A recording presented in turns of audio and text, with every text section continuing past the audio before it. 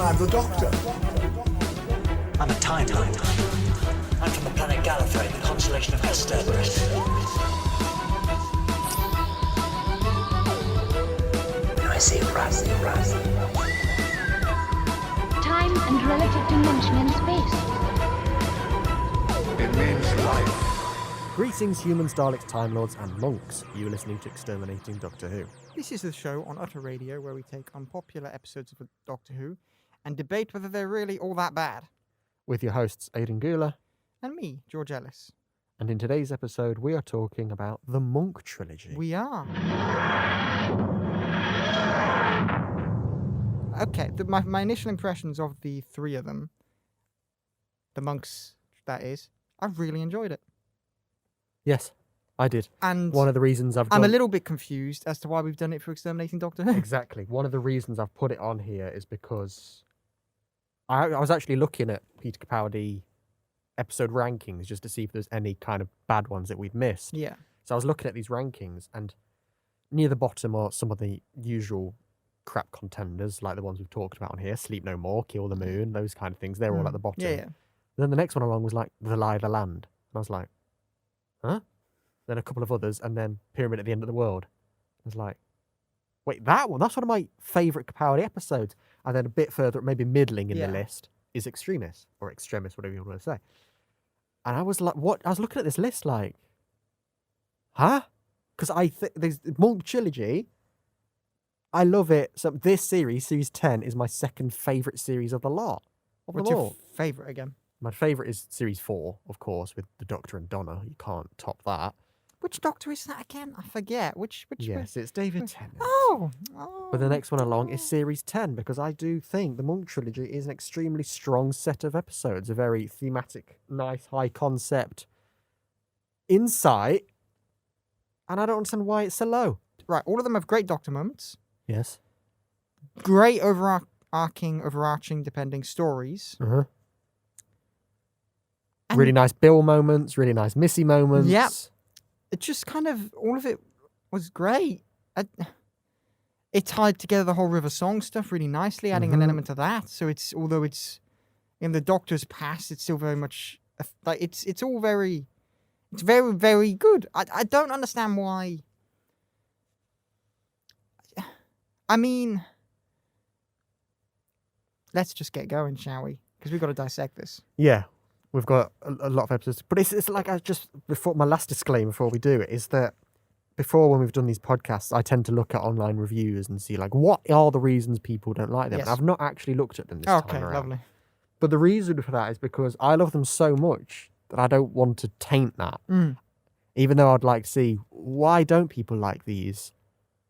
I guess that's not really what we're here for. We're here to say, you know that episode you don't like? Well, actually, here's the reasons it's all actually good. We're here to check whether or not these bad episodes are really as bad as people say. And next series, we're here to check whether those great episodes are really as good as people are banging on about. We're just to make sure you guys check yourselves before you wreck yourselves. Exactly. Like Ice Cube. Yes. So, how we're going to do this is it would be nonsensical to do episode by episode. I think we should start with the middle episode, do the last one, then the first one. Exactly. It'd be nonsensical to do that because, as you would have learned in our Christmas special, that was a very fast-paced. Let's talk about this one. Let's talk about this one. Let's talk about this one. Let's talk about this one. So, I'm not going to do that because we'd end up dedicating 40 minutes. And to be fair, with any time we try and even when we're doing one episode and we try to do it chronologically, doesn't work. We never do. So we're going to go thematically, and I think obviously it's going to be quite hard to navigate my notes. But thankfully they are divided between episodes. But I think that really the thing to start with is, of course, the monks. The monk is their trilogy. That's generally how they talk, isn't it? First thing, the makeup's incredible. Like it's good makeup. It's not. They remind me of the Silence in that sense. It's practical. It looks good, and they're creepy. The Silence I find definitely scary, but the monks, cool, creepy, well set up. Initially, you think, are they something to do with the Catholic Church? Because it's a very clever kind of, we're going, the Catholic Church, we're going into religion, that kind of thing. These dead monks, are they, Catholic. to that. Yeah, you think there's a connection there. You realize they're not, and they've got a pyramid. Monks with a pyramid. It's all, but they're very, very interesting bad guys. Because, like I say, bad guys because they try and come across as benevolent. But they don't try and be saviors. They tell you we're gonna take over your planet, but we'll save you. But only when you want us to. Yeah. And I really like that. And they do say in the episode, it's like Bill says, they're like vampires. And I do really like I love that. how the Doctor looks at her like that. Like, they're not. No explanation, because he's like, they're just not. Yeah, but I do like that because it is like, you can't, a vampire won't come and get you unless you say, come in. And that's how they are, essentially. But like you said, they are going to go, yeah, we're going to conquer you and we're going to make your life miserable, but you'll be happy for it because the alternative is even worse. Yeah. So they're bad guys, but they're not deceptive. They're not trying to deceive you. They're very much just, they're laying everything out saying, well, they're not laying everything out, but like, because they don't actually ever say that they're going to kind of rule them exactly how they do, but they do say that you're going to be ours, don't they? Like, they do explicitly say. Yeah, they do. You'll be mine. That's basically, and obviously, as we see in Pyramid, it's like, even if people are saying, yeah, come into the planet from deceptive means, they're like, no, we're not going to conquer you unless you really want us. Like, unless it's a pure idea, like the Secretary love. General says, does it out of fear, and then the other three army bosses do it out of strategy, and then it's not until Bill says, please help us. That's when they go, okay. You've done it out of love, and it's like, that's relatively sweet. And I really like that. It's different for Doctor Who. Usually, there's even a bit the Doctor mentions later on. If about these were Daleks, he says, it's in that kind of big speech he does in episode 3. He says if these were Daleks, I think it is. Is it not? I think because he says if these were Daleks, they're like it'd be so much worse. Yeah, that's the idea. And he's kind of like, he says, be grateful they're the monks. Like, be grateful they're not something much worse. Because other standard invasions that we see is just an army coming in full force and just blasting everybody and going, this is it, we're taking you by force this time. But I'm sure the Doctor even says a bit about, like, that kind of conquering doesn't last for long because if people don't want it, they're going to fight back against it. But when here it's like, yeah, we kind of want this. And then the monks fool them into thinking, yeah, you do really want this. That's a much more interesting invasion to me. Especially after all this time, we've seen those invasions time and time again. It's like, you want to do an invasion? Let's do a different kind of invasion here. Because it's an invasion of our own making in a sense as well. It's very real. It's not very real because obviously there aren't benevolent monks who are going to come save our ass. But it's very much kind of like humans. You've the bed here. You screwed the pooch. But you're getting a second chance, but it costs you something. But is that as bad as complete annihilation? It makes you think, what would you do in that situation? It's just interesting as a concept of, is it worth it? Because what I'm saying is, if I had that choice of saving everyone, but I'm sacrificing our free will, it kind of shows you, like them fighting back, that there's still a chance of coming out of it the other side alive and happy. So is it worth taking that risk? Initially not knowing it's a complete gamble, but I think knowing that we'd fight back, I would probably take that risk. But what Bill does is different to that. Because what does she do? She doesn't save everyone. She just saves the Doctor. That's the idea, because she says, this planet needs you. Which he would still have, even if he's dead, because he can, come back, you bleeding idiot. Not if you... Yeah, but I think when you said that, you said if he had just stayed in the room and got blown up anyway, could he just regenerated? I don't know if that would have been the case, because if there's going to be all these explosions going off, if you're stopped mid-regeneration, you're dead. Oh, okay. There's a Matt Smith episode. Well, but... where they basically do that. The Doctor regenerates, gets shot, that's it. You're dead. Mm-hmm. There's no coming back from that. So I think... But I remember River Song getting shot while she was halfway through. Well, but she wasn't halfway through regenerating. That was just after. Yeah. Oh, okay. If you're actually regenerating. In the process. Yeah. So if he was... I remember. So if he was like in that room, big explosion, and then another explosion. He's gone. just got to get through that initial fiery Regeneration, and then he's invincible for about 5 to 10 minutes. And he Gotcha. can grow his hand back. Yes, that's like, okay, yes. Okay. Then I very much understand Bill's choice there more. Ultimately, she did the right thing because everything's fine and dandy, but... Yeah, it's fine in the end, but at the time it was like, what? Bleeding idiot. And then obviously... I mean, the Doctor could have just got a mirror when it comes to that padlock. Just get a mirror. Where is he going to get a mirror from in a lab? You said this Sunglasses. earlier. You said, why is there no mirror in this room? Why would there be a mirror in a radio studio? Why would there be a mirror in a lab? Like a bit of glass, or like the sunglasses could kind of work. And he's blind, so he won't be able to see into the mirror anyway. No, for them to see. He brings the mirror. He gets the mirror. But there's not going to be a mirror in there, is there? Listen, I want to be on that set and check this. Because if there is... When have you ever been in a...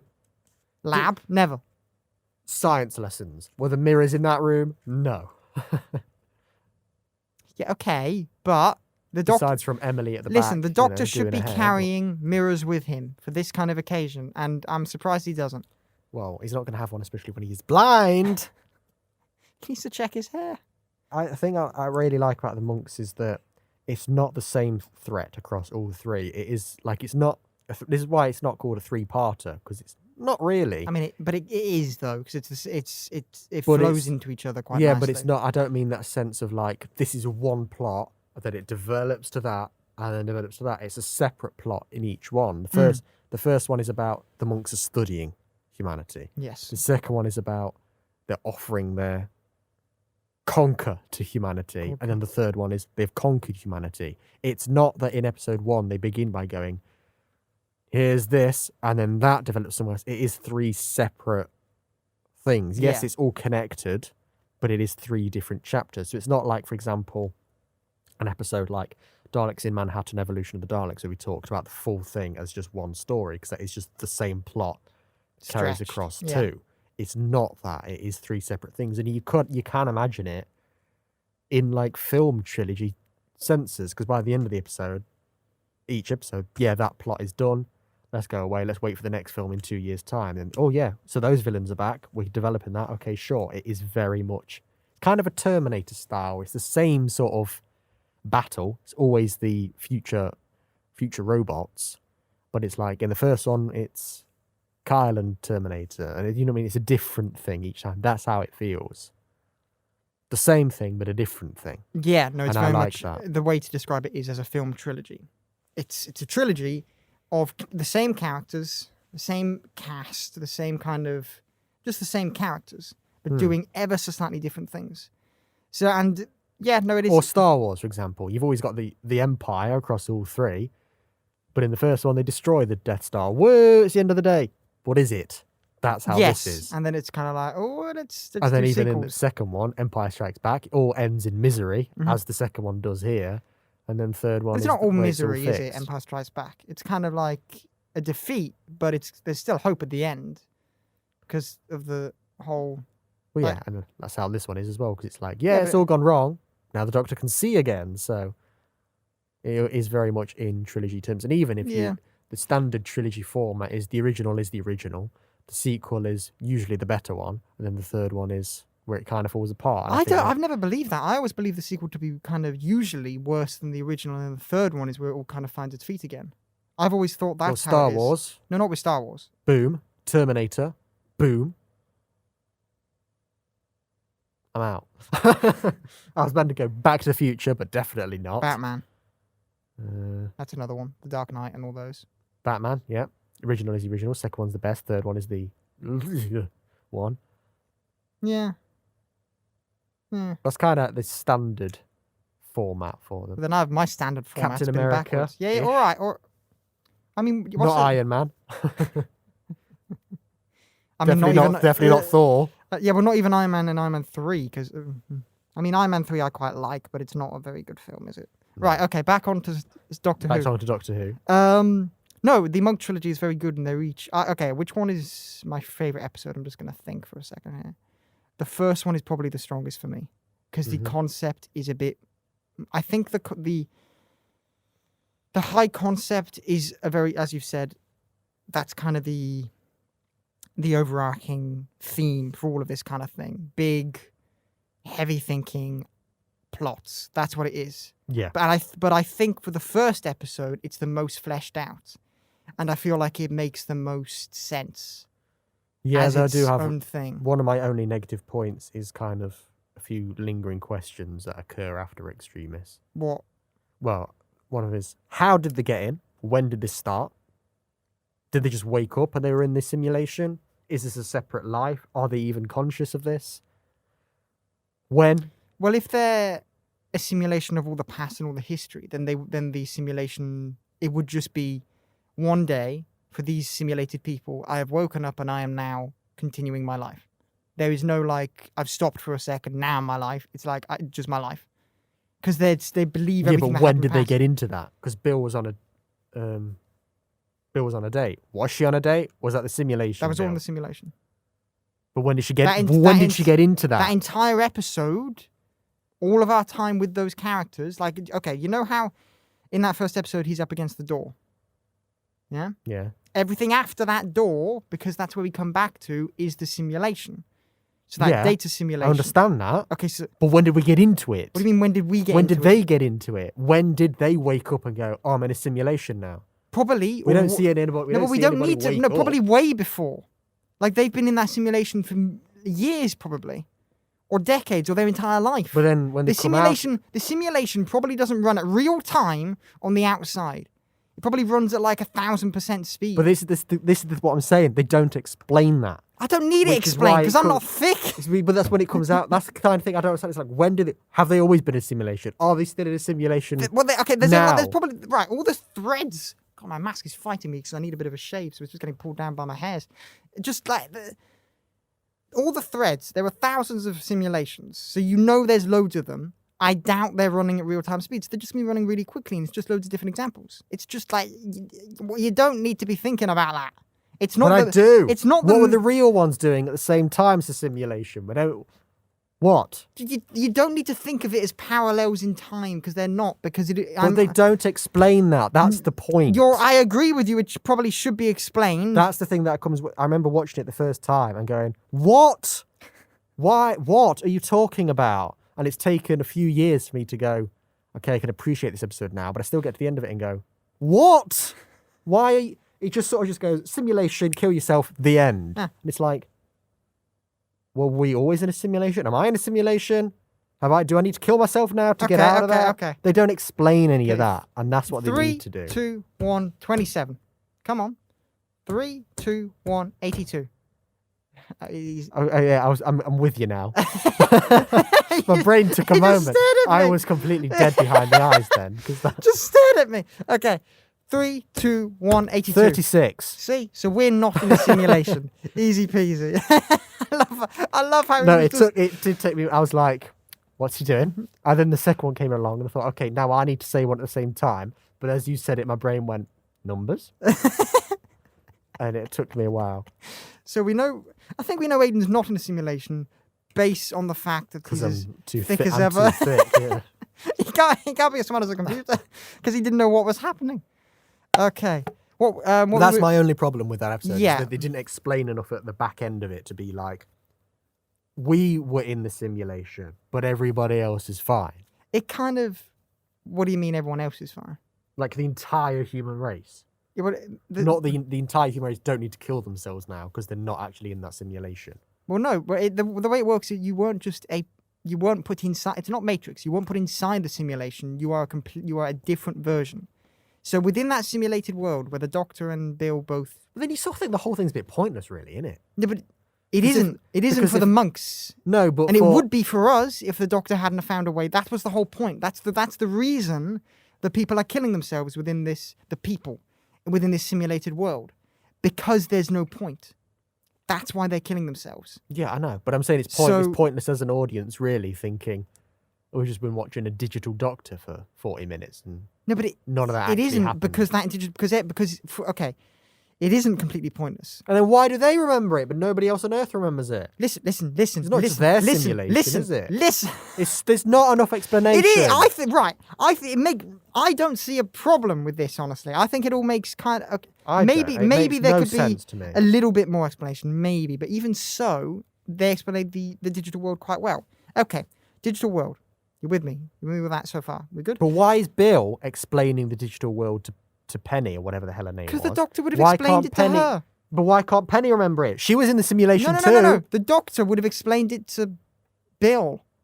Why can the doesn't Doctor remember it? Because that's what he did at the end of the first episode with the glasses. The reason, Oh, yeah. the reason I forgot about that bit. that first episode happened, like, okay, that simulation is a simulated event that will happen in the real world with Extremis.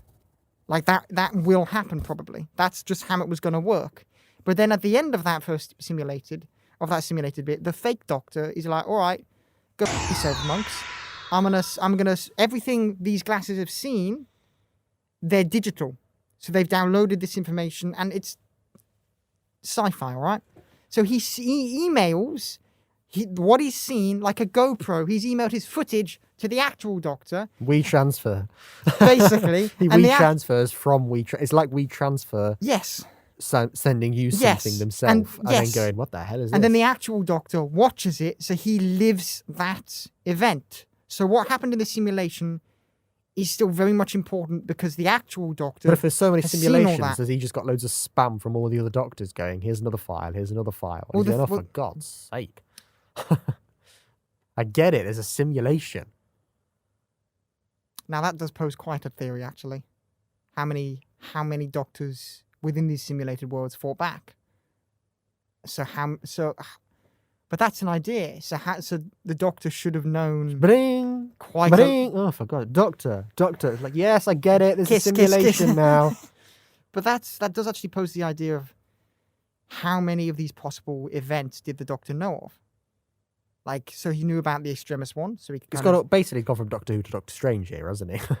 basically. Surprised he didn't just sit there doing all of that business. No, but that's interesting. That poses quite the theory, doesn't it? Like the idea that there's probably more. We only saw one of those simulated things, the one that kind of succeeded, but maybe there's another one where it came closer with a different method. That's interesting, I think. But none of that is explained. That's the point. That was fun to talk about. Whether or not you get it or not is one question, but then they don't need to say. There needed to be a little bit of an exposition dump at the end, I thought, just to say. Yeah, it could have. I'm sure you've got questions. Here we go. It could have done with that, and yes, it could have helped the layman a little bit more. That was Aidan. That was pointed at Aidan. That could have helped. No, to be fair, I do agree. It could have just kind of cleared some of those questions up. I like that it's kind of open-ended because it meant I could kind of theorize for a bit, and I think. But it's what makes it feel quite separate from the other two, in my mind, which is why even we watched Extremis one day and then the other two the next day. Yes, it is quite separate. It becomes its own. If any were going to be a two-parter, It would be the last. Pyramid into Lie the Land is a two-parter. Extremis into Pyramid is not a two-parter. That's my problem there. That it's, even though it's a trilogy, that's the only place it feels separate. Not a bad thing, because I do think the episode is very strong up until that point where it's like, hey. Yeah. But I enjoy it up until that point. Yeah. It's just as the credits begin to roll that I go, hey, wait, But I could just do with an extra scene here. Yeah, maybe. But I think for me, that first episode, I think it's just really, I do think it's really strong, and I think it all being a simulation kind of adds to it because it isn't pointless, because it still has consequence on the real world. If that first episode didn't have any consequence and it was just simulation, and then we get to the real world, then I'd be annoyed. But it's the fact it did have an effect. Yeah. But I will say a little bit more explanation on all it needed, in my mind, and I guess this is what we'll do to fix it really, but it's just a scene at the end of the Doctor and Bill in his office at the university. Having a discussion. And him just saying, that was a possible one simulation. Yeah. There's all these other simulations as well. Then he could even say, I've had 30 emails today. Basically, something like that. Well, it'd be a classic Doctor Who thing for him to say, I've had 4,227 emails in the last 4 minutes. From myself. Yeah. That'd be... Yeah. Now that you've shown me this other side of the grass, this greener grass, I very much do agree with you. But that's my only problem. That's the only negative point I wrote about the episode, genuinely, is that just a bunch of questions. Because it's like, I have these questions, and really, I shouldn't be getting to this end of this episode going. If it can be They're split, just practicality and feasibility questions. They're not anything more. yeah. than that. If this little bit can be explained easily, why not just explain it? I agree with you there. But saying that, I do think. But up until that point, we yeah, was yeah. talking about like the high concept idea. That idea of what would make priests and physicists scared. I love that. Like just as Like that, initially, as that, you as think that, it's some sort of divine intervention thing. that as a Does question. Does it prove there's a god? Why are these people? Why are these scientists killing themselves? If there's is something proven here, and the thing that's proven is that nothing matters, which is interesting. But what the Doctor proves that everything matters. It's a nice. It's a really really nice concept, and It's something I'm glad that each episode has its own identity. I was going to yes. with its own high concept. It's all 3 episodes have a high concept, but they're not each of them. No 2 high concepts are the same. No, They're all 'cause very obviously kind of you've like got the first one is what would make priests and physicists the kill Matrix. themselves. Yes. The second one is 5,000-year-old pyramid springs up overnight. Love that. It's very Doctor Who. And then there's the idea that there's the invasion, but only invited, as we've discussed. And then the chain of events, just one small incident or 2 small incidents Butterfly effect. that then create the end of the world. I just love it. Like, all it took to end the world, one girl broke her glasses and one guy was hungover. That's it. Most mundane. Because of those combination of events, the end of the world So happened. ultimately, we blame her husband, correct? Yes, 'Cause he but smashed him. or flatmate or whatever he is, but also him for being hungover Oh yeah, in the no. first place. because The main problem here is the guy being hungover. I'm just going to work with these super deadly chemicals. Let's be pissed. Absolute idiots. and instead of 11.89, he did 118.9. And also takes his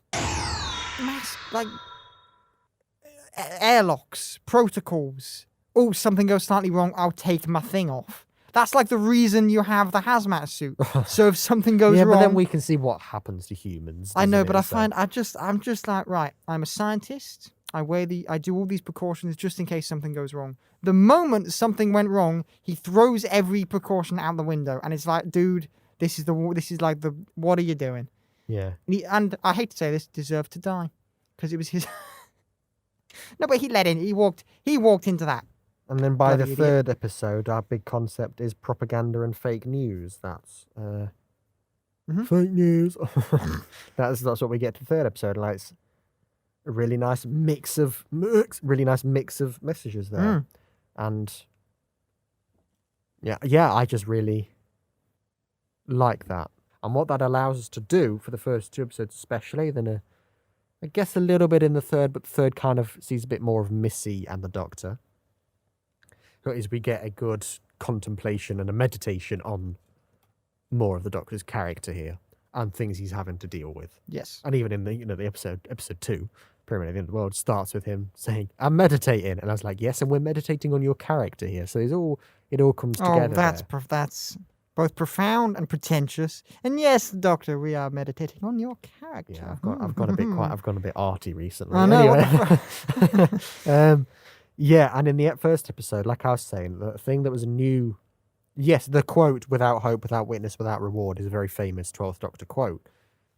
But I always thought that was just from the Doctor Falls when he says that to the 2 masters. I Yes. didn't realise he said that here as well. And I probably have in previous watches, but in my head, I just remember it from that episode. So in this episode where Nardole reads "without hope, without witness, without from River Song's diary to the Doctor, I was like, Yes. "Oh, that's nice, isn't it?" But then when he says it again to Missy, and then she says it back to him, and then obviously knowing that goes on to what he says to the Masters later on, I really like that idea because it's that sort of like River Song's parting gift Yes. to the Doctor is that quote. She knows this is the last time. Well, he knows this is the last time he's going to see her. The thing I like the most about it is the fact it ties River Song's story into the Doctor's life a bit more than it just being like it means that quote, him saying that to Missy has so much more meaning. It's not just a quote he's come up with.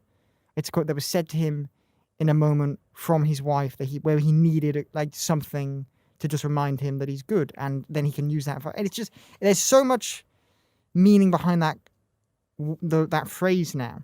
Yeah. Because then by linking it to River Song, that links it back to when we first saw River Song. So that'll link it back to whenever we see River Song, which is in the 10th Doctor's era, and then that's also in the 11th Doctor's era. And it's kind of like it's a really, River Song is a character that is spread across a lot of Doctor Who, and it connects a lot of Doctor Who. So by making it her quote, it's a very, I feel like it's a very nice way of basically making it feel like, although this is one thing I love in Doctor Who, and I've said this before, is when something in Doctor Who happens, but it's very much kind of like, it reminds you that it's still just Doctor Who. It's not a new show. Yeah. Like when it connects, and by having it be a River Song quote, I've said it's a nice way of everything connecting, because then it connects to Capaldi, who then connects it to Missy, who then connects it to the Master, and then it's just. And that's what I like as well. It's nice. It's that back connection of saying this is everything that River Song has done. This is the last. Really, we're going to have hear from River Song here. I like that. The back way in. Yes. But going forwards as well is the idea that when the Doctor says to Missy, without hope, without witness, without reward, and then spares her life on that execution thing. Second time we've seen the Master be executed in 2 weeks. This time went not quite as well as the first. Like the first time, at least they got him. The first time they got him in, they turned into a puddle. So they did better than this time. But yeah, the idea that when he says that to Missy, he then spares her life and lets her live. So when she says that to him as well, she acknowledges that quote. So then later on, when he says, "Stand by my side, help me defeat these Cybermen," and he says that quote again, that's the thing that makes her go, I need to pay him back a favour here. Without hope, without witness, without reward. It's a lot of I struggle with that. And I really like that idea. It's a new context to me. Because yes, I loved his speech in the Doctor Falls anyway. Well, it's a speech, and then speak to Capaldi. Yes, exactly. It's going to be good. So, of course, I love that speech anyway. But now that I know it comes from this episode, Extremis, as well, which I probably knew anyway, but I don't connect up in my head outside of rewatchers, I very much enjoyed that. It's a very clever way of giving it more meaning. But I do like that sort of then sets you up to then tee it off in episode 3 when the Master comes out. There's no reason for the Master to be in episode 2, which is nice. Just take a little break, but then she comes back. It was nice her being in episode 1 and being like, the Master, Missy's around. And then in episode 2, it's like, come on, where is she? And then in episode 3, it's the payoff. But I like how she's not, sorry, I've completely derailed you here. But I love how it's, I love how she's not like this savior. Like she doesn't like in my mind when I remembered the Master Missy was in this trilogy, I was like, is she going to show up and save the day? But then her not saving the day and her kind of just being this guru. Yeah, kind of just someone to kind of not to guide the Doctor, but to help him think through something. Yeah, that's what I really liked about Master here, because I think something we sort of... Yes, we know the Master is extremely intelligent, but I think a lot of the time we kind of forget that in the sense of just pure intelligence. We just think, oh yeah, he's a really good evil genius. Because I think it's always kind of, because it's always kind of... His intelligence is always shown as cunning, or as plotting. It's never shown as just pure But here smarts. It is just pure intelligence, and I did write that down. It was really nice just to have the Master working through these ideas, going, right, so we need to find this, and then we need to do that, and that. You're freezing, darling. You're freezing. And that was really, really nice to see, because it was just, nice to see pure intelligence. Yeah, I did write that. I was trying to think, was there anything I hadn't said? But it's really not. I really enjoyed seeing that, and then also like the way that the Doctor's relationship towards the Master and Missy in this sense is also that like, yeah, it's this foe that I've dealt with so many times, but I'm still going to go to them for advice because it's the only person I can really relate to. And it's the idea that they're both incredibly intelligent, and they're more alike to each other than they are to anyone else.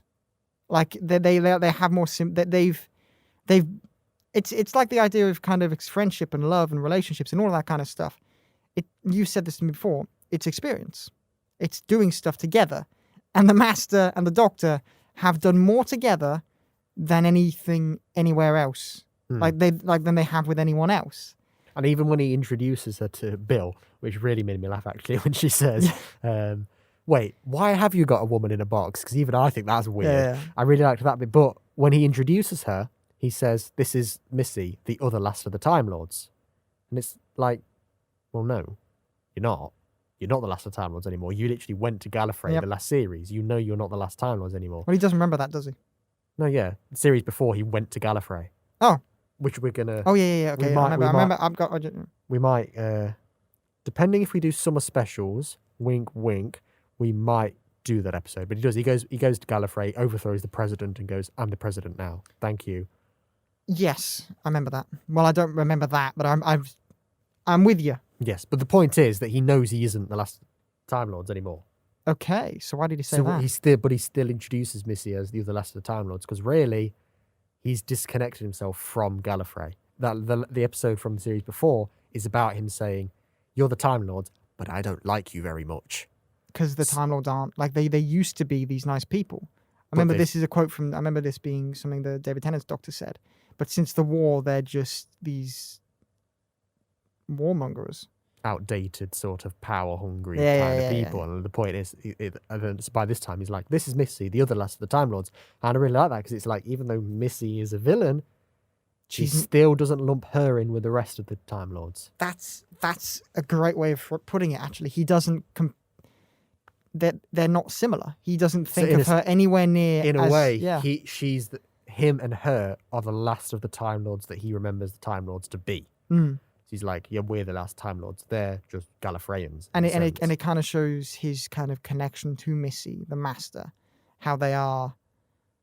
Because I mean, like I've said before, I think I said it last week, didn't I? The original idea was to make the Master and the Doctor brothers. And I like to believe that they are, in a way. Even not necessarily biological brothers, but at least such close friends that they can call each other. That sense, you know what I mean? When you're like an adopted kind of brother. I like to think that they weren't just kind of just friends. They were like serious that. About lovers. I'm sure the Master even hints at that at some point. But I mean, Missy's always going. So there is one episode where Missy says, "I've known the Doctor since he was a little girl," and then says something else. I think goes, "One of those was a lie." So I do quite like that quote though. But I think more than anything, the main thing between the Master and the Doctor is just the bond. No matter what it is, whether it's a brotherly, siblingly thing, be it lovers, be it just a really strong friendship, no matter what it is, it's an incredibly strong bond. Yeah. And it's really nice how New Who explores that. Especially Capaldi and Michelle Gomez as well. Because even though, I'm just going to say quickly, because I just want to say something about Missy and Michelle Gomez. Incredible. We don't get to talk about Missy much in this at the moment because... We will next series. Yes. Trust me. We're going to have a lot of Missy. Just incredible. I love John Sim as a Master, and John Sim and Michelle Gomez are just... I love them both. And just saying, incredible. Love them. But yeah, what I was about to say is David Tennant, John Sim Master, yes, very strong, but it's a very different relationship. It is... But it's still kind of there.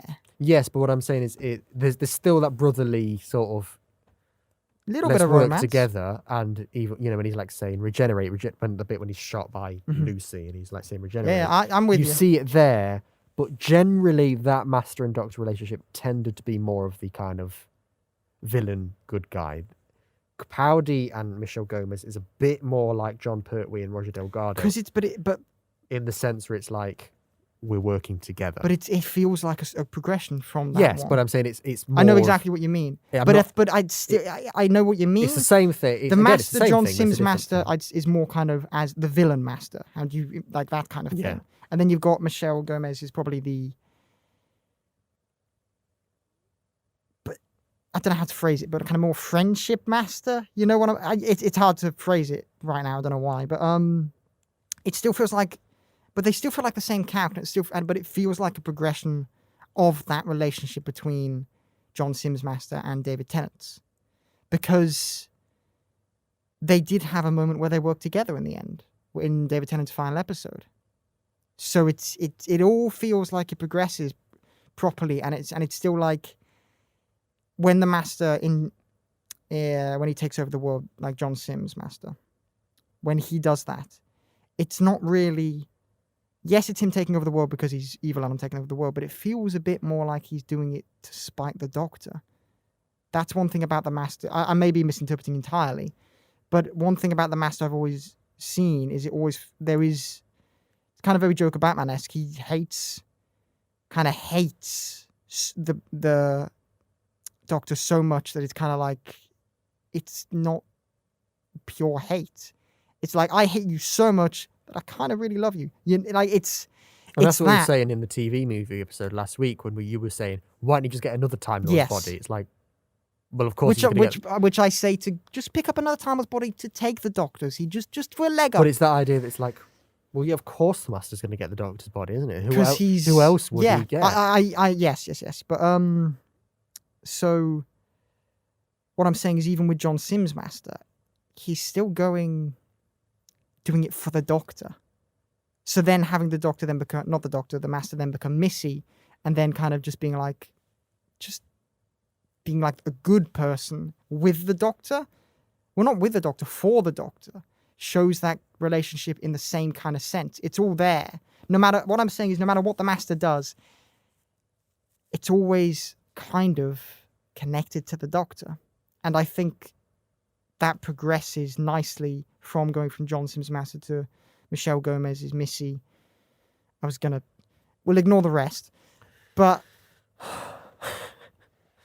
I just think that's a nice growth from that. Kind of like maybe the Master's embracing, listen, I know I keep trying to kill you and all that, but it's just because maybe I'm lonely, or maybe I feel a connection with you, and that's the only way I could express that. And now Missy's learning to be good. And it's like, this is better because this is... It is a very nice arc. Because this means she's closer to the Doctor then. Because the Doctor can then embrace her as a close friend. Because she's not trying to kill everyone. It's kind of like they're stripping away all of the, I'm going to kill everyone to spite the Doctor, or I'm going to murder everyone so the Doctor has to come here. Like, it gets away all of that. It's kind of like, let's strip away all of the beating around the bush here. Let's just get to the point. You two hug, you know? Yeah. And I think that's a lovely progression. And being able to explain that is great, actually, because I haven't really thought about it that much. And this episode is a very nice just example of that relationship between the Doctor and the Master and how it's progressing, or progressed now, but at that time you could see where it was going, and it's nice. Sorry. Yes. And it's just really nice, as you said, to have the progression from the previous Master, but just for this Master itself, just to develop from when we first see her, where it's like, I've built you an army, don't you want an army? And then to the end of it, when it's like the final moment of this episode where she starts crying, she's like, I'm remembering all the people I've killed. I don't. You kind of watch that at the time going, well, this is just the Master being the Master. But when we get to the final episode and we realise this is genuine, and then Missy dies before she then turns into a psychopath and reverses all of her listen. Character development. Character development and character progression. Those don't seem to be words that the current series, the current run of Doctor Who seem to understand. No. Because what character development for right now, for Jodie Whittaker's era Doctor Who, seems to mean... That's it. All they needed to do, just very brief moment before I go on to something else, but all they needed to do with this Master, sure, you can have a crazy Master if you want, which didn't work, and we've gone through this before. New Who crazy Masters are worse than any other version. Yeah, because they just become generic. They just become generic villains. But the idea, sure, Chibnall, if you really want to have a crazy Master, go for it. And Sacha Dhawan does actually play it quite well. He is quite nice to have. He plays the character for what it was written to be well. Whether or not that is a good character. But I'm saying it's not, if you want to have a crazy Master, go for it. Sure, I might not like it, but do it. Go for it. All you need to do is one line and explain that you're a previous regeneration. Missy is dead. That is the final master. You could even say John Sim turns into this one. That would work. What? Just say this is the one before John Sim. Let's do that. Well, that one before John Sim is Professor Yana, isn't it? Well, Say it's the one before him. okay. Fine. Completely fine. And that would actually work, I think, in terms of character development. Another thing about the Doctor, just before we move on, is I do like the way that he is hiding his blindness, because it is like the moment I address this, it becomes real, and it's that very much cocky Doctor idea. They're like, I can handle this, but then really, you can't. And it's come down to something as simple as a keeper. You think you've got the technology and you've got the skill and everything, but all sometimes you need to do is turn a dial. And I very much like that idea that the Doctor, this Doctor's had loads of development, the most development any Doctor ever had. And the idea that even now you've come away from that harsh sort of, I'm the Doctor, you get away from me. Now he is very much like, I've got friends, and he works with Nardole and all these kind of things. You still need those friends, because when you're on your own, this is what happens. Mm-hmm. And I very, very much like that. And the Doctor is stubborn. It's always been the case. And him hiding that is very much kind of like, yeah. And I love how it's encompassed in the episode when he says, when I acknowledge it, it's real. Because it's like, I like stuff being subtle and subtext. I love that kind of thing. But the Doctor's so intelligent, him just kind of, he knows exactly why he's not telling anyone. Like, while he's not telling Bill. And he just acknowledges it. And it's nice for the audience. And it's nice to just hear him say it. Because it's like, yeah, that's exactly why. It doesn't mean he's going to solve that problem. But it's like, he's so intelligent. He understands exactly why he's hiding his blindness. But he still doesn't tell her until it's too late. No. That's the thing. He knows. And we know he knows. Like, we don't even need to look into that. He tells us he knows why he's hiding it. But he's so stubborn. And he's so selfish. And the Doctor is selfish in that sense, because he's vain, and Missy says it. He's so selfish, he still hides it. Yes. Forgot about that quote. Yeah, that was one of my favourite for episode 3. As much as episode 3, I enjoy episode 3, but it does feel a little... Out of the 3 of them, episode 3 is probably the weakest, but they're all great. Yes, but I do still very much like it. But that bit... The only thing I don't like about that scene, mind, is when Missy's eyes sort of appear in the sky. I quite like that, because it was very cheesy, and it was very kind It of... reminded me of the TV movie, actually, you know? Yeah, and it reminded me very much... It did. It felt, I know exactly what you mean, and it felt kind of... And it felt like the opening titles where the eyes appear. It's kind of like... It's cheesy, but it's Doctor Who. I wasn't fussed on that, to be fair. And actually, another thing I wasn't fussed on the episode was Bill's narration. I wasn't a fan of that. I feel... Yeah, I agree. It took away from scenes where it didn't need to be there. I just think it shouldn't have been there at all. Yes, it was just explaining minor things, but you kind of didn't really need to. I think it took away from the drama. Like, when they were on... I think at the beginning, I could maybe cope with it. But then when they were going to the prison ship on the boat, and it was narrating then, I was like, there's no tension when here. she's talking to her mum in the thing, that's all fine. It works later on. We can come on to that. We're actually running out of time, strangely, but I think we'll be able to cover that, because I'm about to talk about that now. Let's go. About to talk about that Let's now. go. But the bit, shush! But the bit when they're getting on board the boat, she's going, right, Mum. So Nardole knows this guy, and we're onto this thing. I'm like, you don't need to explain that. When they looked at that map and said, in 2 days' time, there's going to be a boat, and then we see them on the boat. I don't really need to know how you've got to that boat. I don't care. You've got to the boat. That's all I need to do the narration for that bit. And I think it took away the tension of them going onto this prison ship. Because it was like, we're going to go on this prison ship, and then we're going to see the Doctor. And it's like, is there any pressure here? No. So I wasn't a fan of Bill's narration, to be fair. No, I agree. The thing I did like is when Missy is saying, these are all the things you can do to help you. But if you want me to be good, I'm not going to be your kind of good. Because isn't it vain? What is the actual quote? I didn't write the full thing down, but I think it is, your style of good is vain, arrogant, and sentimental. I believe that was it, wasn't it? Yes. And she's like, if you want me to be good, that's not the kind of good you need to be. I'm going to be a different kind of good. But at the end of the day, that is what saved the day. And this is what I was saying I really liked you, is that when Bill decides, I need to be the one to touch this bold monk's head and... Instead of just moving the monk, and save the day... Well, then he would have woken up, wouldn't he? Yeah, we'll just shoot the monk. Shoot the monk. That's a very different program, isn't it? That's why they should have brought Missy along. Should have just shot. You would have just shot the monk. But when she does that and she does the thing and decides to save the day, and Bill does that. I like Bill's willingness to sacrifice there. Bill is a very strong companion, especially in this episode, I think, actually. I've warmed to Bill the more I've seen her. I love Bill so much. What was I about to say? Well, when she does save the day, and the idea that I said this to you yesterday, the idea that her go-to is what can I do to save the day is that I'm going to remember my mum. Mm-hmm. I love that so much. It's the idea that even though her mum died when she was very young, she's never really known her mum, but it's still there's some person that she goes to in her mind. She always thinks about her mum all the time, and it inspires her to the point where this is what she's going to use to save the day. And then even connecting that to the Doctor in his sentimental good is that he did go back in time and take all those photos of her mum for her because she said she didn't have any. So she remembers all of those photos that the Doctor was able to give her and save the day. Some people could say that's really naff, but I really enjoy that. If you're, I feel like the people who'd say that as naff aren't thinking about that sentimental good quote from earlier on. Well, that's the reason. Right, listen.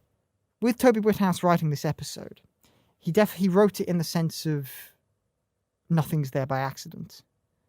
So I feel like with most good writers, nothing, like everything's there for a reason. I'm correct in saying that. Yeah. So that was a question, not a statement. I wasn't just saying I'm correct but so by writing that quote about the sentimental good and then having sentimental good be kind of the catalyst for the saving of the world, it's a nice parallel, that, and it kind of shows the master that you see, like Missy, you see the Doctor's sentimental good as this vain thing and a weakness. Yes, but actually it's the one thing that makes him stand out from all other Time Lords. It's the one thing that the makes sense of him good. He's Yeah, not especially as well, and that also his love for humanity as well comes down to that as well. And even by the end of it, when he says the quote that he says, out of all seven, when she's like, "Why do you put up with us?" Because he says, "Because in 7 billion people there's somebody like you," which is nice. And because I really like that idea as well. That's not because, but I really like how he says someone like you, because that means that yes, it's Bill, but it's also every other one of his companions. It's a nice moment, that, and I like it when the Doctor doesn't forget that other iterations of the Doctor have companions. Yeah. So that it's a nice. Yeah, and in the episode before as well, especially because Bill had before she offers to the monks, help us, and they say you have power, and she goes, "No, I don't. I'm nobody." I love how humble that is. Yes. It's just like, what? I don't have any power. She doesn't think of herself as special. I mean, if a monk told me I had a power, I'd be like, yes, I own it. Going off like Clara from before. Oh, Clara would have been like, yes, I have the most power in the universe, actually. I represent the Doctor. That would have been, because that's what Clara was like. But the difference between Clara and then Bill here, Bill is very, very Donna-like, which I think is why she's so popular. Yes. In the sense that, because Donna would be like, I'm just a temp from Chiswick. I'm what? Yes. I think Donna hides a lot of her humbleness, humility, whatever the word is. I wrote humbleness, but I don't think that's a word. Yeah. Is it humility? Is that humility, the right word? That's the one. I say that, and then someone in the comments, like no, there's no one in the comments. No. I'll in the comment fix this. But the humility of Donna is often, I think, hiding behind, like she uses humor to kind of hide that. Whereas with Bill, same thing that Bill does. But I don't think Bill uses the humor as much as Donna, so I think it is more noticeable, her humility. What are you writing down? I do think Bill's my favourite moment for Bill in these episodes is again in Live Land, when she faces down the evil Doctor, and she does that whole when she does all of that, and she's like, "You are my one hope," and she has a proper go and has a really nice monologue from Pearl Mackie there. I do think that is her strongest moment in these 3 episodes, in a scene that is quite controversial and infamous. And it fooled you. I quite like the way you put. I didn't. We send these videos back and forth. I didn't send any videos or watch any videos during that scene, because I like to enjoy the full 10 minutes just as a thing. Yeah. But I noticed when you sent me one of your videos, you paused it halfway through. It was 15 minutes, so there was 5 minutes left. The thing that I really liked when you were like saying, I really hope then they go after the master, and Missy says we need to kick him into shape. And I'm just watching this going, just wait one more minute, and you're just going to go, oh, God. I do wish the evil doctor lasted a little bit longer. The evil doctor is a very nice idea. It was a very... The entire scene itself, I really think, is very good by having him kind of fool her to check and all that kind of thing. It fooled me, though, because I was watching it and I was like, oh, yeah. Initially, I was like, there's a plan here, there's a plan here. Then when it got to the end, just before she shoots him, I was like, he's gone now. We need to solve this. And then, all of a sudden, good girl! Yeah. And I was like, you mother... Like, genuinely. What did you think when he started regenerating? I was like, no, what? I was like, how is this? Like, I just didn't know how it was going to play out. I was like, are they going to have him have an extra? Is this going to be another simulation?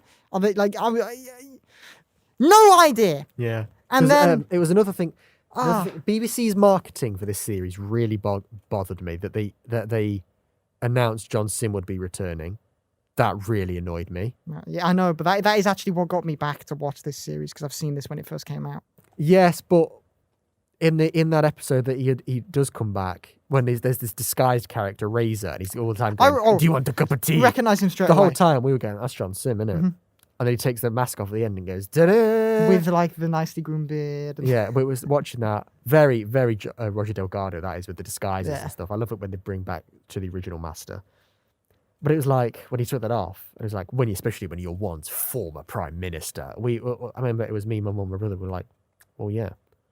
If they hadn't have teased John Sim, imagine that. Because you could have gone, you might have twigged and gone, that kind of looks like John Sim, doesn't it? But that's all you would have said. But you wouldn't have put your hopes down on that being the case. Because you've been like, no. You would never have gone, that is John Sim. You've just gone, I wonder who that actor is. He looks like John Sim. He's very similar to John Sim. That's what you'd say. And then when he takes off, you'd go, and I actually know somebody, a friend of mine, she watched Doctor Who posthumously, so she didn't know that John Sim came back. So she was watching that. She was on to series 10, and I thought, if you've not watched any trailers, you don't know John Sim's coming back, do you? And I remember Imagine if you said that to her. But she got to that episode and was like, I'm watching World Enough in Time now. And I went, enjoy, it's one of the best episodes ever. And I just thought, right, let's look at the time. Maybe it was like 1 o'clock. I thought, I'm just going to wait till about 1:45 and see what happens. Mm-hmm. And it was just this like raging, just like, oh my God, I can't believe what just happened. And I was like, this is the reaction that should have happened. Yes. But Doctor Who ruined it by saying he was coming back. And they should never have done that. The other thing they ruined was this regeneration. The idea that the reason it's here is because they weren't ever going to reveal it. And then you'd see this and go, oh, are we doing this now? Mm-hmm. That was the idea, but Doctor Who teased it was coming. Like, in the trailer, you saw that regeneration. So it's like, well, that's not going to be the regeneration then, is it? But if they hadn't have done that, then this would have been an episode to go, yo, we're getting Jodie Whittaker now. Like, in the back of your mind, you probably would have been, like, maybe not probably, like, just thinking, okay, we've got a couple more episodes. Maybe not. But at the time, but you still would have been so shocked that you would have believed it at the moment. Yeah, like when David Tennant regenerated. When he was exterminated by the Dalek, everybody then was going, no way. Yeah, I know. We're getting Matt Smith now? The fear I felt when that first happened was genuine, like, you better not.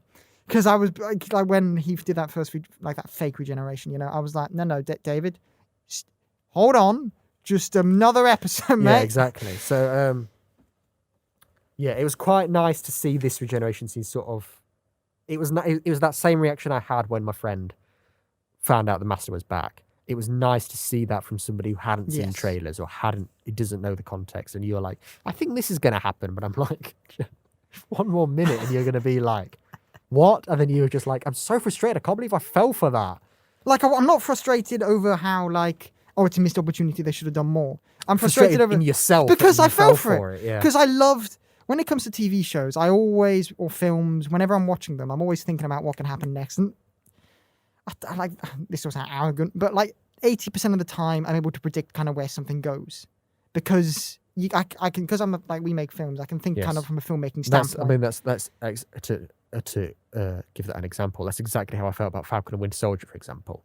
I was never like, where's this going? Yeah. I was like, so he's going to be Captain America at the end. As Bradley's going to walk out Like, with me. You knew exactly where it was Usually, going. I'm able to predict where stuff goes. Yeah.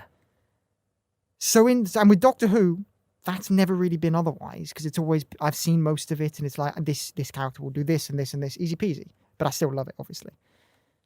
So when I was watching this scene, I was like, okay, if we're going down this route of him kind of being bad, but the fact is he explained his reasoning for it so well for him being bad to the point where it was like, yeah, that makes sense for the Doctor to do this in this moment. Like it made kind of sense. Yeah. So I was fully on board and I was like, okay, let's theorize what's going to happen next. And then a minute later, he was like, "Wait, go, and yeah." the thing that I really like about it as well, some of the things the Doctor's saying, and then he's like going, "You humans, you never learn how you've got these There's examples, some examples of fascism. And so much of his monologue, even though he's faking it, I think a lot of it is real Yes, as well. And that's what I think he's is given really the opportunity. strong. The Doctor can just tell you how it is. Yeah, this is because the he's Doctor. faking. The Doctor's going, Yeah. I need to rant here, but I can go, hey, it's not really real. But really, I'm thinking, you humans. I love you humans. By the end of the episode, he's going, I love humans. But at this point, he's like going, Come on, but guys. you don't are frustrating me I at know. times. You guys are thick and dumb most of the time. But I do Yeah, like and even though I say quite that like the Eva Doctor should have lasted longer, I think it wouldn't have worked because up until that point, we were going, well, the Doctor's just faking it, isn't it? That's what we assume. So if we had extended that for longer, we'd have just been going, well, the Doctor's faking it anyway. We know he's just actually secretly. that. I do think because for that moment I fell for it, but it wasn't for long. And then I was, and then I was kind of like, okay. Then it did the reveal, and it's like, you got me. I think it lasted just the right amount of time. Yeah. Because if you'd have gone too short, no impact. But then there wouldn't have even been a scene. But if it were too long, then I think the problem there would have been, I would have been annoyed that he was faking it, and he didn't say sooner. It would have been kind of like I would have been living this lie for so long that it would be annoying to come out of it with no proper resolution. I think it lasted the right amount of time to be fooled to the like. It's when you. If you play a prank on someone, it's got to be in good taste, but it's also you can't do it for like an hour. You can't prank someone and then not reveal that everything's okay straight away. Because if you don't tell them everything's fine after doing a bit of a mean joke, they're going to be pissed off at you because you let them feel that pain for so long. So I think it lasted the right amount of time for both the characters and also for the audience. And I'm honestly surprised the audience are annoyed at that scene from what you've told me, because it's well done. And then even when it ends, you get the funny moment when he's like, "Did you forget?" It's David, yeah, it's like, and we all swapped our ammunition for blanks. And the guy goes, One guy, like, "Oh, that would have really ruined this fun, wouldn't it?" I love that. There's a lot of funny moments actually as well. I wrote quite a few down. Like for example in Pyramid at the End of the World, where the TARDIS lands and the Doctor and Nardole step out, and the woman goes, "What is that?" And he goes, "It's Nardole, but he can't help it." I love that quote. That was one of them. Other things I wrote down were obviously there's Bill's date twice, where the Pope just walks in, and then the Secretary General of the UN walks in. I love that. and on that quote that the Doctor says, if you've got it written down, say it. But do you know when he when she's saying, and then so how did your date go? The UN walked in, and then what does he say? Yeah, it's like I understand you were on a date, and she goes, "We were interrupted." She doesn't say like. We were No, she went, "How did your date go?" And she went, "The UN Secretary General," and he went, "Awesome." And she's like, "No, that's not a euphemism." And he's like, "Good, because I really didn't understand it." But it's the way that line trails off, and it's like, good, because I really didn't understand it. And it's just like there are so many. And that, and there's also like the whole Dr. Nardole blind thing that you said you really like. It's quite kind of slapsticky, sort of silly humor. Yeah. But when it's like, look, it's like it passes over the Veritas, yeah. and he goes, "Oh, it says Veritas, does it?" And then the bit where obviously the Pope walks in, and he's like, his Excellency, whatever they say, wants to speak with you. The Doctor's like, "Well, why doesn't he come himself?" And Nardole's like, he's right in front of you. And he's like, oh, hello. Sorry, I didn't recognise you. There's a really well delivered as well, because and then later on down the line where it's the just that blue light coming across, and it's like, oh, there's a strange blue light roughly 4 feet in front of us. Yeah. And it's And a really as well when he's nice walking dynamic. when he's walking towards the pyramid in episode 2 as well, and Bill's like going, "There's a monk coming out," and Bill like goes, "Why are you doing that?" It's like the way she says that, like, what are you doing? I just love that. It is and I did like how he was able to make the toggle button thing.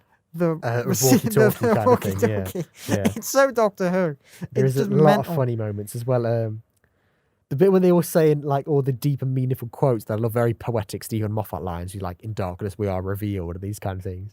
And I think the Doctor and that priest guy says a few, and I can't think if it's Bill or Nardole who says it. I think it might be Bill.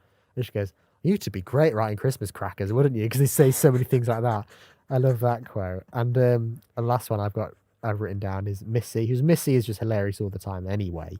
But then when she's been executed, she's on the floor and they go to move her and she goes, "Get off me, I've been executed." And she just wants to lie there and be all dramatic. That bit got me. And the bit with Nardole, which when I was doing you a video, I said narwhal at some point. Yeah, you went, "Narwhal." I mean, Nardole was very good. But the bit where he's like, "Stay behind me," and Bill says, Nardole, are you secretly a badass? And he's like, Nothing secret about it, baby. and then turns to the corner and he's like, Yeah. And also the It's- bit really, Nardole scream that really made me laugh as well was the bit when she's in her house and she hears the knocking at the door. She's like, "Oh, what is that?" And she picks up the chair. Then she comes around the corner at both the same time. Both just go, "Ah!" at each other. That really made me laugh. And then he punches her arm. She punches his arm. And she's like, he's like, "That really hurt." And then the second time he's like, "You really must stop doing yeah, that." like proper, like, okay. A lot of funny moments in something that is, I think Stephen Moffat might do slightly better over Richard Davies. Kind of that silly kind of humor like that, and Yes. sprinkling that into a And really I think serious the way situation. Stephen Moffat's done it is by having these characters. He's introduced a character like Nardole, who is just. It's a really weird one, Nardole, humorous. because it might be the only really opportunity we ever get to speak about him on this podcast. Maybe a little bit in series 2, but when he was first introduced, I mean, I liked him anyway because it's Matt Lucas, and I really like Matt Lucas. But I know when he was originally released as basically just River Song's kind of, when he wasn't originally with River Song, he was, kind of about that River Song adopted him, and then the reason that he is in the TARDIS is because it was sort of like River Song's way to keep an eye on him after she was dead. That's the idea. But at first, I was kind of like, oh, he's kind of silly one-off companion. Then he came back for the next Christmas special, and I was like, all right, fair enough. And then he came back to the series, and I was like, really? Okay, sure. I wasn't negative to it, but I was like, you're really going to do that, are you? Okay, sure. But I always enjoyed Nardole, and I know people that really didn't. Initially, because I hopped onto this series when it first came out. Mind you, my memory of that is patchy. But I thought he was a bit kind of, he's a bit funny.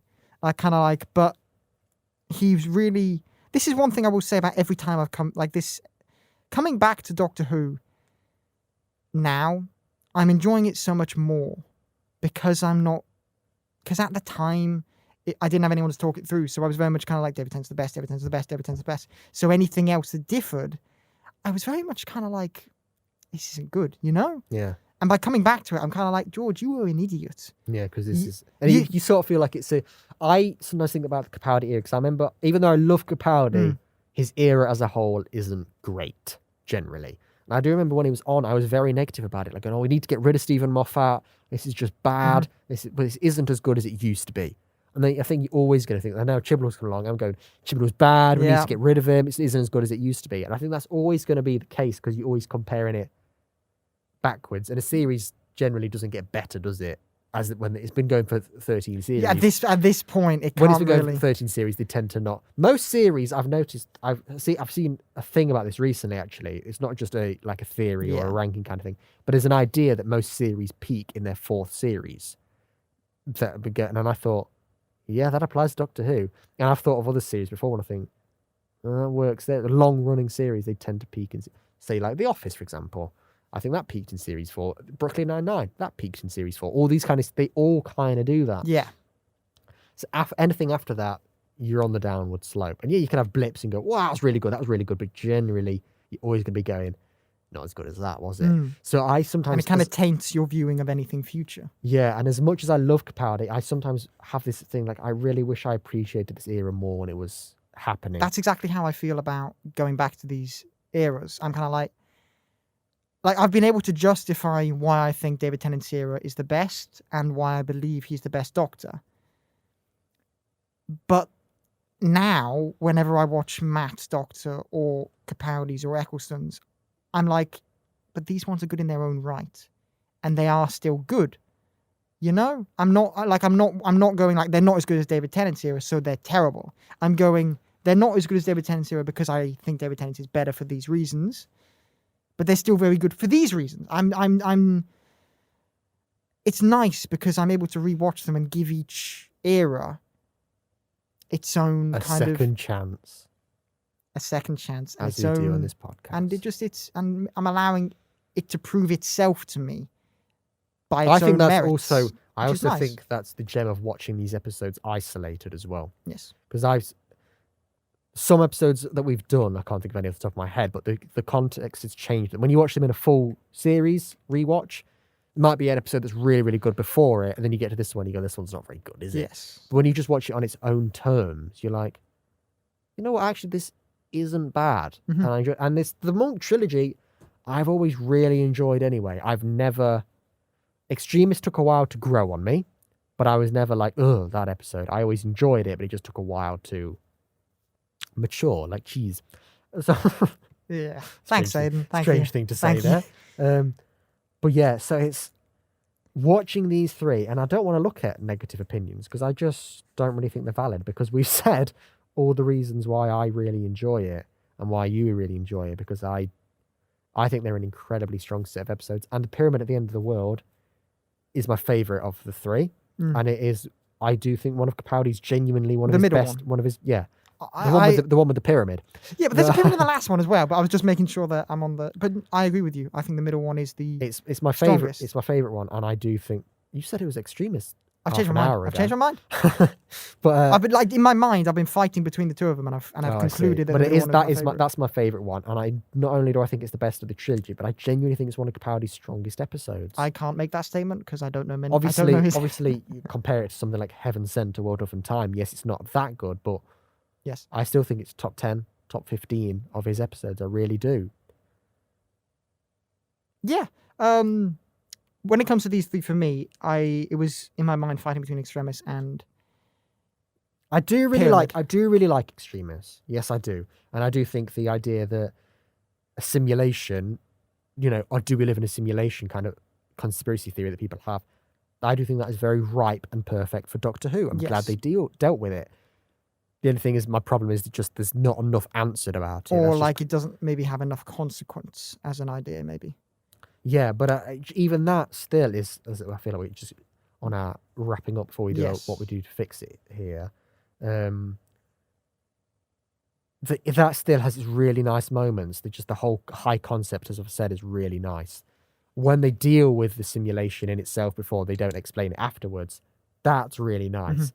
Even the idea of bringing River's song as a concept into it, really nice. And the idea that the line that you said to me that you really liked is when the priest saying that we offered you confession, but you said it would take too much time, and then he says you seem like a man with lots of regret on his mind, and that at that time they're kind of hinting at Missy and River Song. That's the idea there, but as you said, that opens up so much more. One thing I love about Doctor Who is when they acknowledge, like I've said this in this episode, when they acknowledge the past and how much the Doctor's done, and they acknowledge that kind of thing twice, I'd say, in these 3 episodes.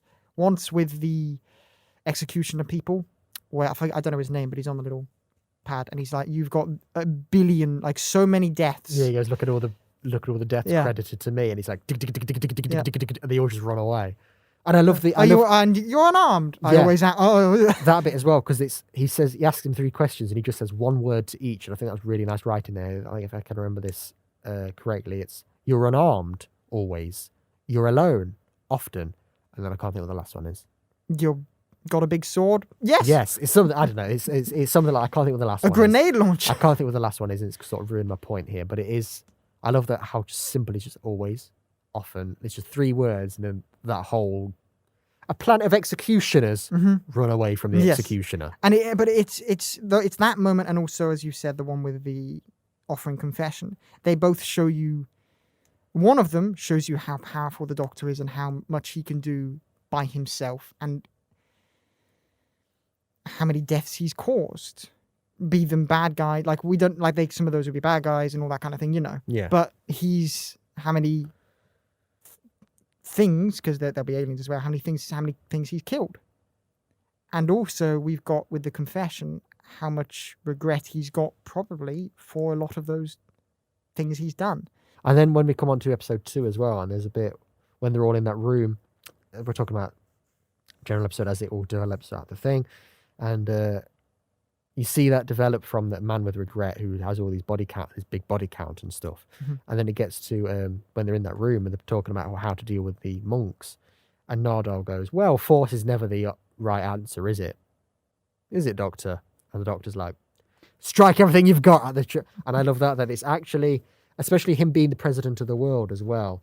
I love that idea that actually the Doctor kind of is a military commander, and he knows what he's doing in that. And I think that's a really nice development from that quote in the episode before.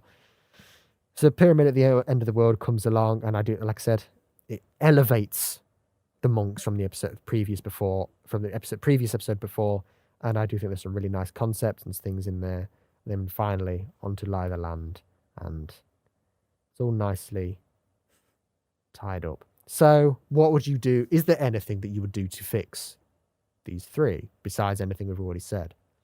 I don't know. I think they all work fine. Maybe in the first episode, as we've discussed, add a little bit of explanation at the end to kind of round it all off a wee bit. In episode 2, I think that one's strong by itself. It works fine. It works well. Episode 2, I didn't write a single negative thing about. Not a single note was negative about episode 2. I like his outfit.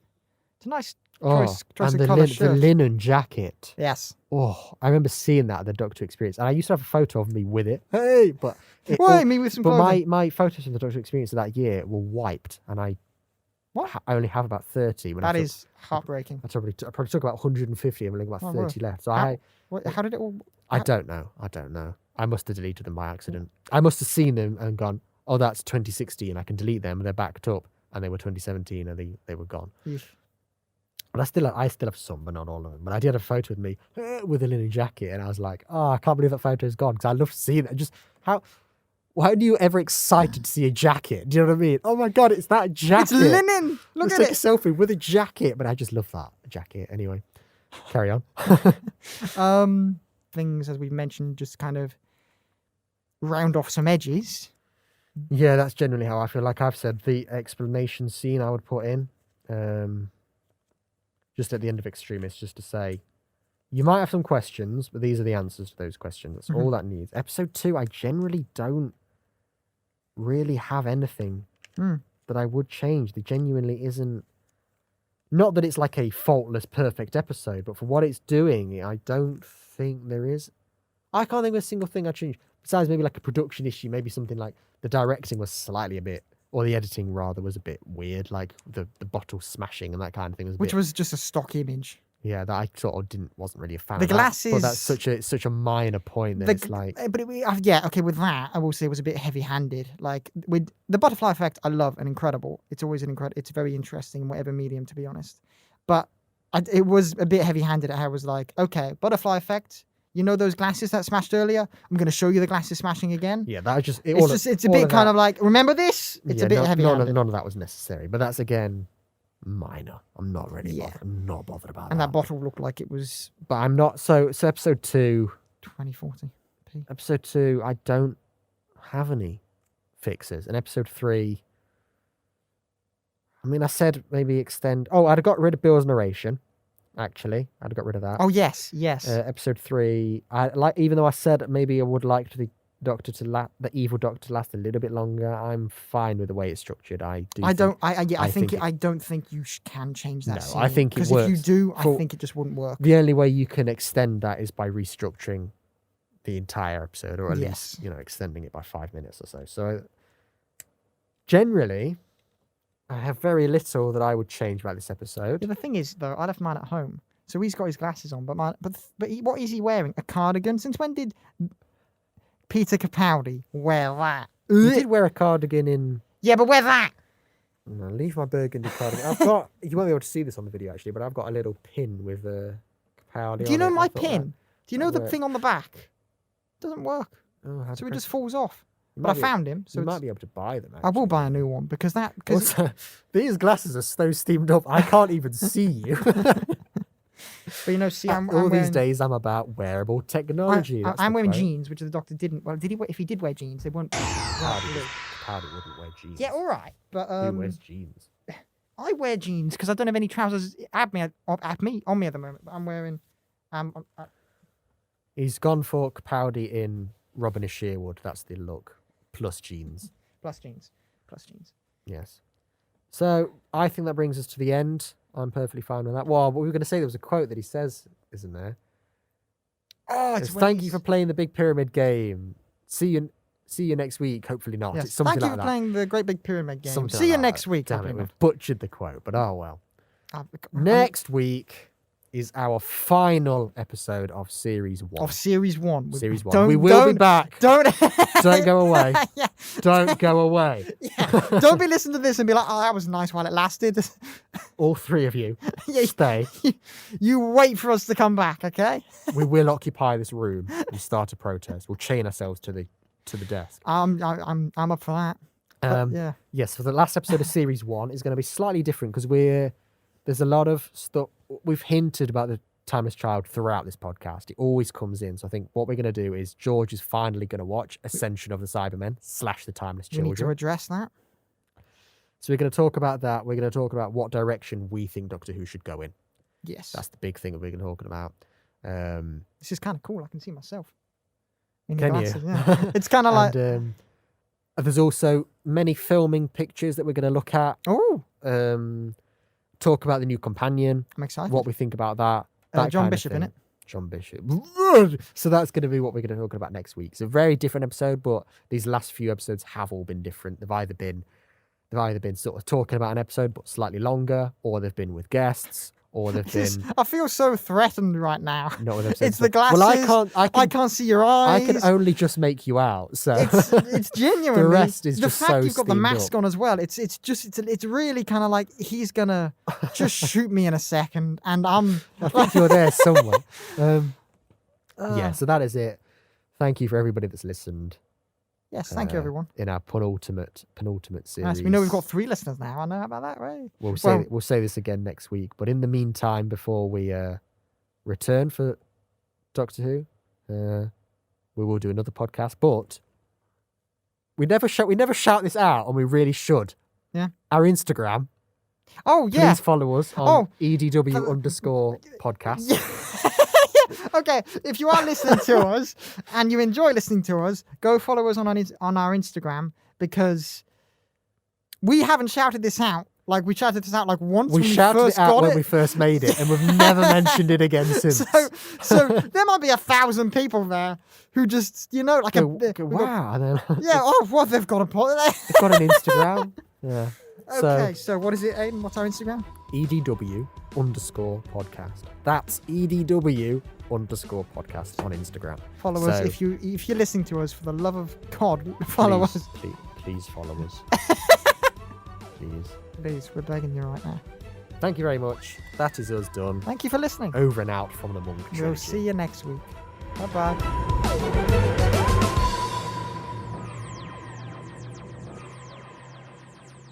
Do you want to say a little goodbye?